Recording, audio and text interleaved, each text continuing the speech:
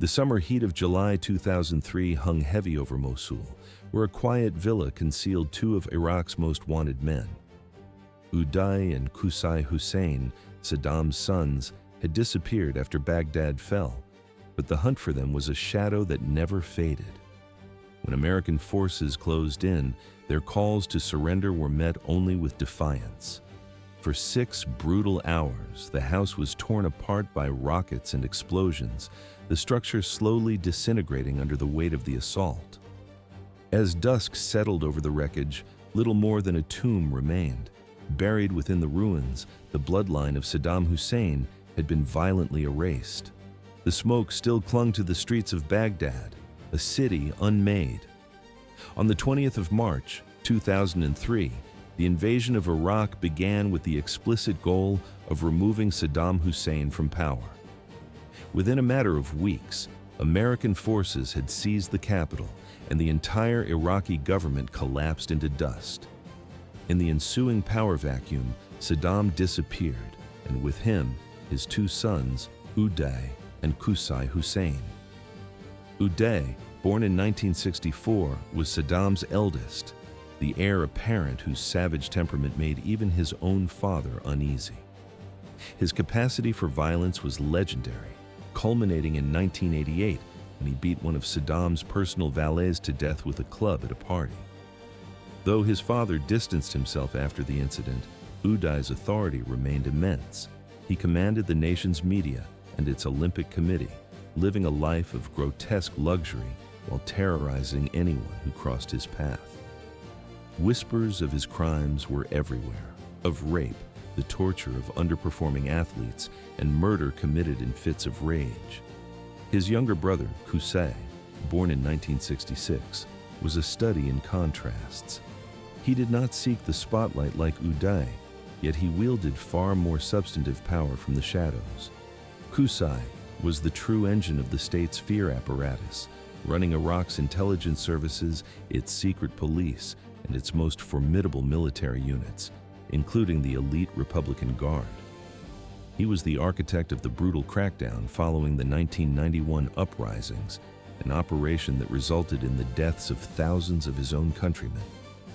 By the time American tanks rolled into Baghdad, it was the quiet, methodical Qusay who was widely seen as Saddam's chosen successor. And so, in April of 2003, just weeks after the city's fall, the hunt for these 2 specters of the old regime had already begun. In the suffocating heat of the Iraqi summer, the hunt had become a phantom chase. American forces were desperate to capture the architects of Saddam Hussein's regime of fear, but their targets had melted into the shadows. To give a face to these ghosts, military planners conceived of a strange and grimly inventive tool, a deck of playing cards. Each card was a portrait from Saddam's inner circle, a gallery of the nation's most wanted men. The hierarchy of power was reflected in the deck's ranks. Saddam himself was the ace of spades. His volatile older son, Uday, was the ace of hearts, while the quieter, more calculating Qusay was the ace of clubs. To sharpen the hunt, the United States government placed a staggering price on the brothers' heads, $15 million for Uday and another $15 million for Qusay. The $30 million reward was one of the largest ever offered in history. Flyers bearing their faces rained down from the sky, their portraits plastered on walls across the country. Iraqi citizens were told that a single piece of information could make them wealthy beyond their wildest dreams. Yet, despite the immense reward and thousands of American soldiers on the ground, the brothers remained elusive.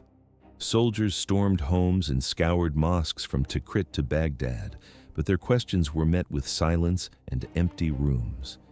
It was as if they had dissolved into the very air. While speculation placed them in Syria or hidden among remote tribes, Uday and Qusay had instead traveled north.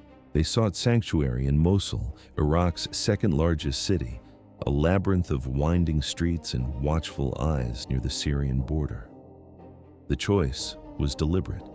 For years, Mosul had been a bastion of the Ba'ath Party, its neighborhoods teeming with loyalists who viewed the American invasion with quiet fury. It was a city that knew how to keep its secrets. Initially, the brothers moved between a series of safe houses, their locations known only to a handful of trusted contacts, bound by old loyalties or new fears. They were ghosts in their own country, flitting from one shadow to the next. Eventually, they found a more permanent refuge in the home of a man named Nawaf al-Zaidan, a businessman with historic connections to Saddam's inner circle. He was no stranger to the Hussein family, and a fragile trust existed between them. Nawaf's house was located in the Al-Falah neighborhood, a middle-class area of Mosul, far from the opulent palaces the brothers once knew. It was deliberately unremarkable, a home on a quiet street that offered the perfect blend of anonymity and protection. Behind its unassuming facade, the two most wanted men in Iraq settled in to wait. The summer heat pressed down on Mosul, turning the city into a furnace. Inside one particular villa, the air was thick with a different kind of pressure. From the street, the house was unremarkable, its 3 floors and thick walls blending into the neighborhood. But behind its heavy metal doors, it had become a sanctuary for Iraq's most wanted men. A quiet shadow moved through the dim corridors alongside Qusay, his 14-year-old son, Mustafa. The boy was a constant, silent presence, his reasons for being there lost to speculation. Whether for protection or because his father could not bear to leave him behind, his presence added a new, terrible weight to their struggle for survival. As mid-July arrived, the suffocating pressure of the American manhunt intensified. The reward for Saddam's sons was a figure that echoed in the city's desperate whispers, becoming harder and harder to ignore. For their host, Nawaf al-Zaidan, second thoughts began to fester. Perhaps it was the creeping fear of being caught, or the realization that escape was impossible, or simply the corrupting promise of immense wealth. Whatever his motive, Nawaf made a decision that would change everything. On the 21st of July, a message was passed through an intermediary to American forces. It was not a vague tip, but a detailed confession providing the exact location in Mosul and a description of the house. He confirmed that Uday and Qusay Hussein were still inside and made his own demands clear: the full reward and protection for himself and his family. The Americans, weary from dozens of false leads, were initially skeptical. Yet this report felt different. The source was confident, the details were precise, and Nawaf's known connections to the former regime lent it a chilling credibility. A small intelligence team was quietly dispatched to Mosul. From a distance, they watched the house, gathering information, their presence unnoticed. By the end of the day, their initial doubts had evaporated. They were almost certain the sons of Saddam were inside. On the morning of July 22, 2003, the sun rose over a quiet neighborhood in Mosul. But this was a deceptive calm, a silence stretched thin over a city holding its breath. Once confirmation arrived that the sons were inside, the American command wasted no time. A quiet arrest was never an option. They anticipated a fight to the death. The plan was brutally simple: move in fast, surround the house, and demand a surrender. If the brothers gave up, they would be taken alive. If not, the troops were prepared to bring the entire structure down upon them. At around 10 in the morning, the streets of the Al-Falah district transformed into a war zone. A meticulously planned operation was underway, spearheaded by the most elite units in the American military. Delta Force commandos from Task Force 20, a unit forged to hunt Saddam's inner circle, led the assault, supported by soldiers from the legendary 101st Airborne Division.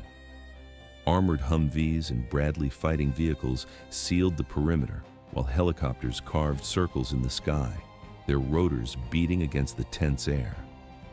Snipers took up positions on nearby rooftops, turning the entire area into a cage with no way in and no way out. With civilians cleared, a loudspeaker crackled to life, its amplified Arabic message promising safe treatment in exchange for surrender. For a few heartbeats, there was only silence. Then, the house erupted in a storm of gunfire, a clear and violent refusal. The air grew thick with dust and cordite. The quiet street transformed into a killing ground.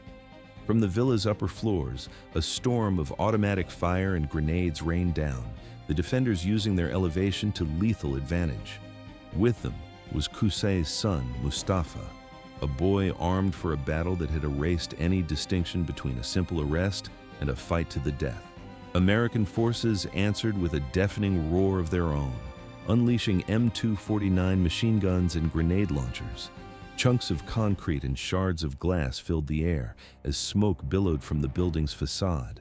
Small assault teams repeatedly tried to rush the entrances, hoping to breach the walls and end the siege from within. But each desperate dash toward the villa was met with an impenetrable wall of gunfire. The closer they got, the more intense the barrage became, pinning them down and driving them back into the street. After nearly an hour of this brutal, grinding stalemate, it was clear to the commanders on the ground that a different kind of force was required. The call went out for immediate air support. Soon, the rhythmic thunder of rotor blades echoed across the sky as Apache attack helicopters from the 101st Airborne circled the besieged house like birds of prey. One of the gunships locked its sights on the second story, and a moment later, a Hellfire missile streaked from its pylon. The missile slammed into the building with a blinding flash, the explosion collapsing a massive section of the upper floor.